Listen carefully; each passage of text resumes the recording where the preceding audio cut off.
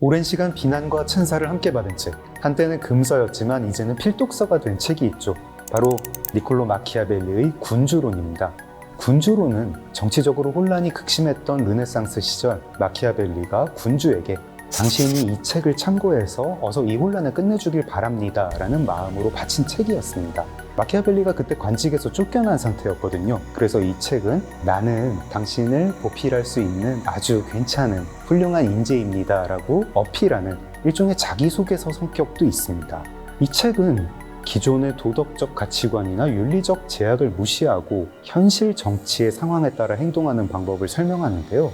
한편으로 인간을 설명할 때는 아주 어둡고 냉소적인 시선으로 설명하죠. 그래서 오랜 시간 논쟁의 중심에 있는 책이기도 합니다. 읽는 관점에 따라 강자가 약자를 지배하는 것을 합리화한 책, 올바른 리더가 되기 위한 지침서로 극명하게 나뉠 수 있기 때문이죠. 그렇다면 군주론에는 어떤 숨겨진 의미가 있을까요? 안녕하세요. 저는 소설가 장강명이고요. 오늘은 군주론을 얘기해 보겠습니다. 아마 많은 분들이 군주론을 이미 접했거나 읽어보려고 시도하셨을 것 같습니다.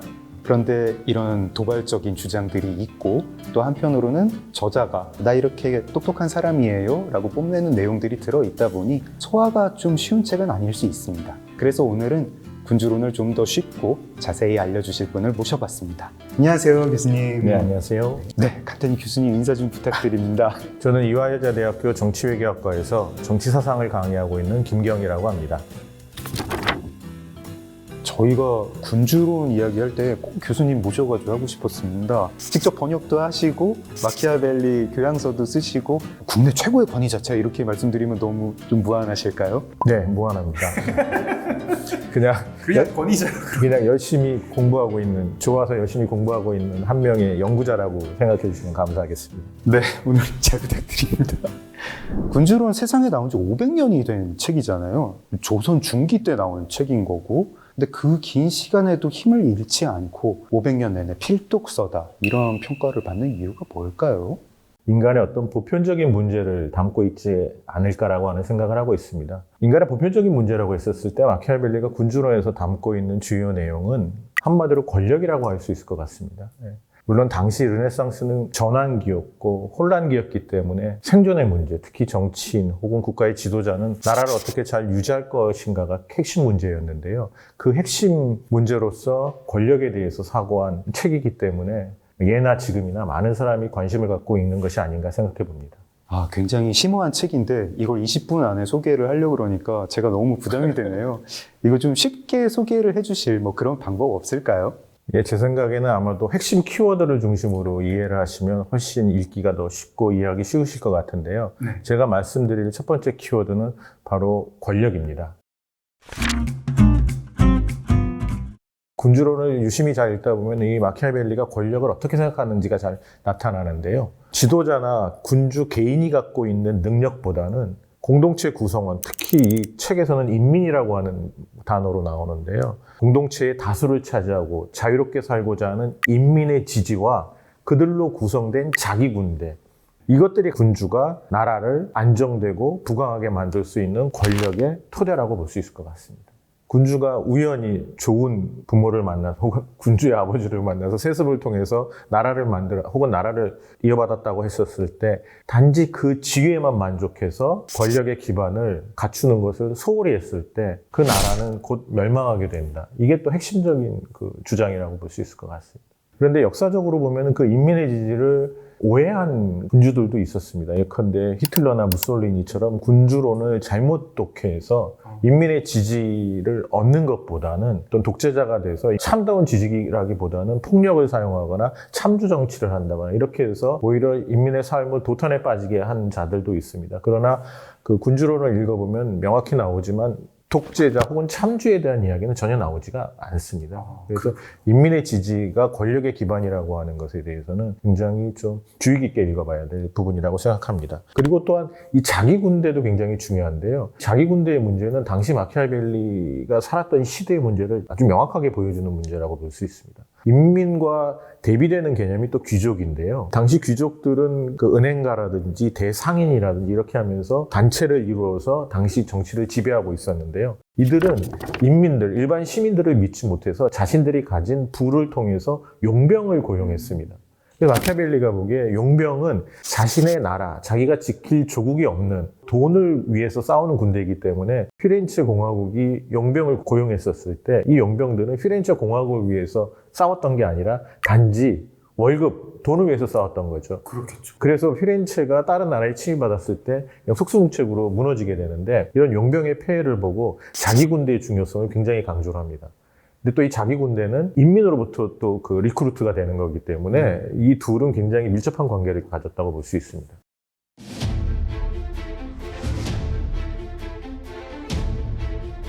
저는 저런 것도 좀 궁금해요. 권력이라는 게 꼭 국가의 권력이 아니라도 회사에서도 권력자가 있는 거잖아요. 이런 종류의 권력, 이런 맥락에서 저희가 권력을 얘기를 할 때도 마키아벨리의 그런 통찰이 그대로 적용될 수 있을까요? 물론 그런 것 같습니다. 요즘도 군주론이 서점의 처세술 파트에도 많이 있는 걸 보면은 요즘도 적용되는 부분이 없지 않아 있죠. 그러나 먼저 그것을 말씀드리기 전에 드리고 싶은 말씀은 이 책은 정치 지도자에게 조언을 하기 위해서 쓰여진 책이기 때문에 어설프게 사적 영역에 적용했다가는 큰일 나니까 그렇게 하지 마시고 일단 그게 전제라고 한다면 말씀드리고 싶은 거는 마키아벨리는 인간이 얼마나 나약하고 이익에 약한지, 그러니까 이해관계에 따라 약하게 움직이는 존재라고 했었을 때 그런 나약한 존재들 사이에서 어떻게 지지를 모아서 권력을 만들어 나가야 될 것인가에 대한 이야기를 하고 있습니다. 그래서 군주론에 보면은 폭력 사용의 효율성 같은 것들을 이야기하는 곳이 있습니다. 뭐 다른 말로 하면은 필요악 같은 경우죠. 그 순간에 그 문제를 해결하기 위해서는 선하지 않은 행위도 때로는 저지를 필요가 있다라고 얘기하는 겁니다. 가해 행위는 단번에, 시의 행위는 천천히라는 얘기도 있고요. 군주론 후반부에 가면은 관우함과 인색함이라고 하는 덕을 비교하면서 지금도 그렇고 얘도 그렇고 예전에도 그렇고 인색함보다는 관우함이 좋은 거 아니겠습니까? 그러나 마키아벨리는 관우함보다 인색함이 정치인에게 더 필요한 덕이라고 얘기합니다. 왜냐하면 관우함은 너그럽게 잘 쓰는 거기 때문에 예나 지금이나 자원이 굉장히 한정돼 있죠. 특히 정치 지도자 같은 경우는 그 한정된 자원을 굉장히 너그럽게 쓰게 되면 나중에 위급하거나 필요할 때 자원이 모자라가지고 일반 시민들이나 백성들을 착취하게 된다고 얘기하거든요. 반면 인색하면 필요하거나 위기 시에 모아둔 자원을 가지고 쓸 수 있기 때문에 정치인의 덕은 관우함보다는 인색함이라고 얘기를 합니다.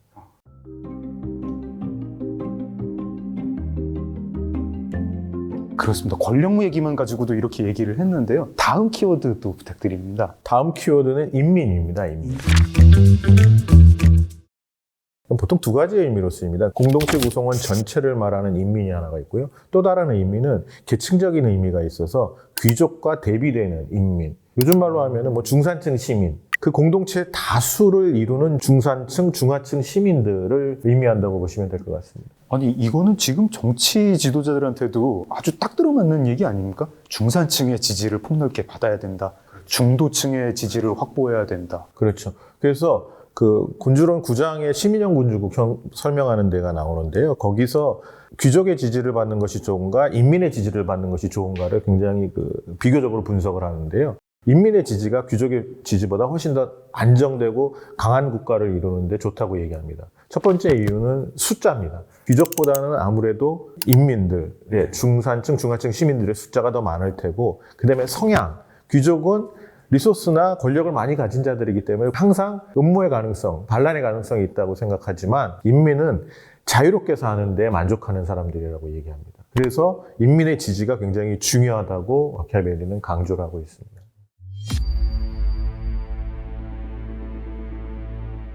이 책이 근데 묘한 느낌이 인민이 매우 중요하다라고 하면서도 되게 또 싸늘하게 인간 그 자체에 대해서도 되게 좀 냉소적인 것 같기도 하고 회의적인 것 같기도 하고 그렇습니다. 네, 맡겨보실 것 같습니다. 책의 내용에 보면 그런 내용이 많은데요. 어버이의 죽음보다는 재산의 상실을 더 애석해 한다. 그러니까 굉장히 이해관계에 예민하고 나약한 인간의 모습을 그리고 있습니다. 역시 인민의 모습도 비슷합니다. 어떤 시기에는 군주를 지지하면서 막 옹립해줬는데 자기들 마음이 조금 안 맞으면 확확 변해버리는, 이럴 때 과연 지도자는 어떻게 해야 될 것인가가 마키아벨리의 고민이었고, 지도자라고 함은 쉽게 변할 수 있는 인민의 기호에 맞춰주는 것보다는 단호하게 인민을 지도할 수 있는 그런 역할까지 해야 된다라고 얘기를 하고 있습니다.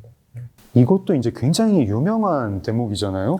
인간이란 다정하게 안아주거나 아니면 아예 짓밟아 뭉개버려야 한다. 인간이란 사소한 피해에 대해서는 보복하려 들지만 엄청난 피해에 대해서는 감히 복수할 엄두도 못 내기 때문이다. 인민 아주 중요하다. 근데 가혹하게 짓밟아 버려야 될 때도 있다.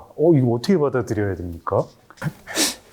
기분 내키는 대로 해라 이런 뜻은 아닌 거죠. 그럼요. 네. 그러니까 사적으로 이용하지 마시고요. 공적으로. 왜냐면은 당시는 국가의 존립이 굉장히 풍전등화 같은 위기에 처했던 상황이었기 때문에 전쟁이 굉장히 일상화된 시기였습니다. 그 시기에 정치 지도자라고 하면은 우유부단하면 안 된다는 얘기죠. 그 다음에 자기를 지킬 힘은 자신에게 있어야 되는데 상대방에게 의존하면 안 된다는 얘기입니다. 항상 짓밟아버려야 된다는 얘기가 아니라 충분히 그런 풍모가 되고 힘이 있다면 다정하게 해주고, 상대방이 항상 호시탐탐 나를 굴복시키려고 하고 나의 영토를 뺏으려고 항상 자기 이익만 추구하려고 하는 사람한테는 다정도 먹히지 않기 때문에, 그때는 정말 짓밟아야 된다는 표현을 조금 다른 말로 표현하면은 단호하게 대적해야 된다, 이렇게 보시면 될 것 같습니다.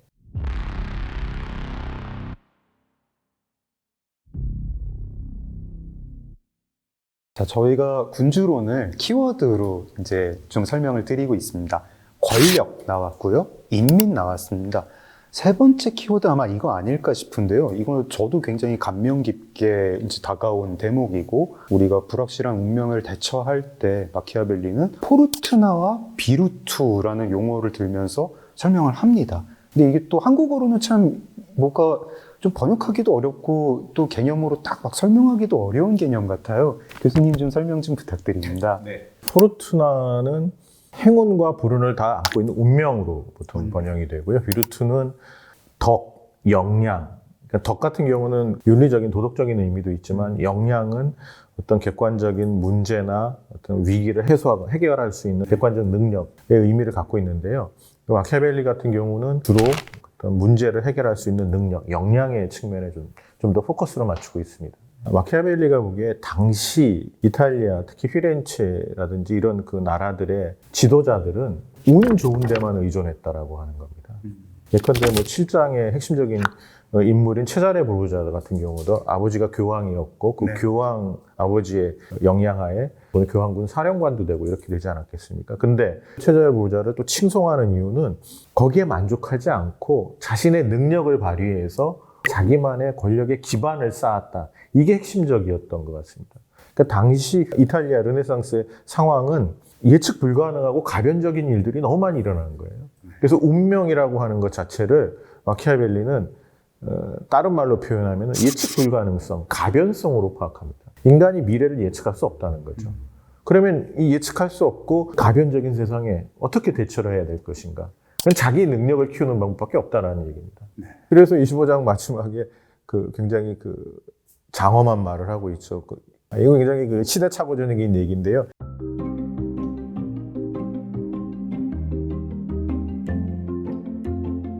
핵심 주장은 그거예요. 뭐냐면 세상은 모르기 때문에 과감히 부딪혀라는 겁니다. 근데 많은 사람들이 부딪혀보지도 않고 실패할 것을 미리 이렇게 선취해서 생각해가지고 맞서지도 않는다라고 하는 거죠.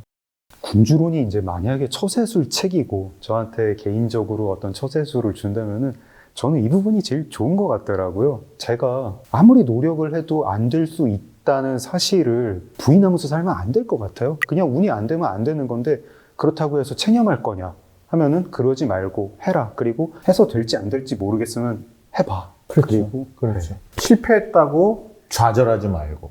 왜냐면은 운명은 변화하는 거거든요. 지금 실패했어도 다음에는 또 성공할 수 있는 거예요. 단 전제 조건은 자신의 역량을 계속 쌓아가야 되는 거죠. 6장에 나오는 얘기인데요. 성공한 사람들은 능력도 중요하지만 기회가 있었기 때문에 가능하다고 얘기합니다. 능력은 있어도 기회가 안 오면은 성공할 수 없죠.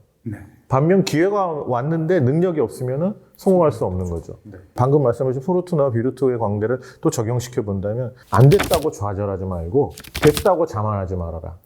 그렇네요. 왜냐면 됐다는 거는 포르투나가 성공한 사람에게 호의를 보여준 거잖아요. 호의를 보여준 거지 네가 뭘 잘해가지고 이걸 완벽하게 계산해서 얻어진 결과가 아니다. 100% 너의 능력으로 됐다라고 하면은 그거는 자만이다, 오만이다. 마키아벨리가 군주론에서 하고 싶었던 얘기는 바로 그 당시에 이탈리아 권력자들에게 당신들 너무 오만해 있지 말라. 너 자신이 잘난 게 아니라 운명의 호의도 있었던 거고 그 호의가 아군으로 변했을 때 당신은 실패할 수 있기 때문에 거기에 대처하려면은 인민의 지지와 자기 군대라고 하는 권력의 기반을 마련해서 대처를 하고 있어야 된다. 물론 결과는 담보된 것이 아니다. 참 이상하게 약간 뭐 체념스러운 마음이 들기도 하는데 희망도 생기고 조금 위로가 되기도 합니다. 그러니까 세상에 포르투나라는 게 있고 그것 때문에 성공하는 사람도 있고 저 세상에 제일 큰 포르투나가 부모 운인 것 같거든요. 체자레 보르자도 그렇고 지금도 뭐 한국에서 뭐 금수저다, 흑수저다 이런 게 영향은 분명히 미치지만 그런다고 인생 포기할 거냐? 그렇지 않고 비루투가 있고 나한테 올 기회가 있고 혹은 금수저를 가지고 태어난 사람이라도 그 인생이 성공한다는 보장은 없고 그런 얘기 들으니까 또 약간 위안이 되는 것 같기도 합니다. 그렇기 때문에 너 자신의 역량이 중요하다라고 말할 수 있을 것 같습니다. 지금 저희가 군주가 없는 세상을 살고 있잖아요. 어쨌든 그럼에도 불구하고 군주론을 읽어야 하는 이유 뭘까요? 군주가 없는 세상이죠. 민주주의 시기니까요. 네. 그거를 다른 말로 표현하면 모두가 군주인 시기가 아닐까 하는 생각을 해봅니다. 우리가 다 군주다. 예, 자기 삶의 주인은 나 자신이죠. 그리고 또 마키아벨리가 군주론에서 얘기한 것처럼 공동체 구성원들의 관계가 중요하다. 그리고 또 권력이라고 하는 건 인간이 2명 이상 모여 사는 사회에서는 동서고금을 통해서 항상 존재하는 문제이기 때문에 나 자신의 삶에 나 자신의 주인으로서 살기 위해서는 타인과의 관계가 중요한데 타인과의 관계의 핵심이 권력이라고 하는 요소다. 그래서 나 자신의 삶을 현명하게 스스로 주재할 수 있는 일말의 단초를 제공하고 있는 책이 아닌가 합니다. 그래서 지금도 여전히 많은 분들이 읽고 싶어 하시지 않나 하는 생각을 해봅니다.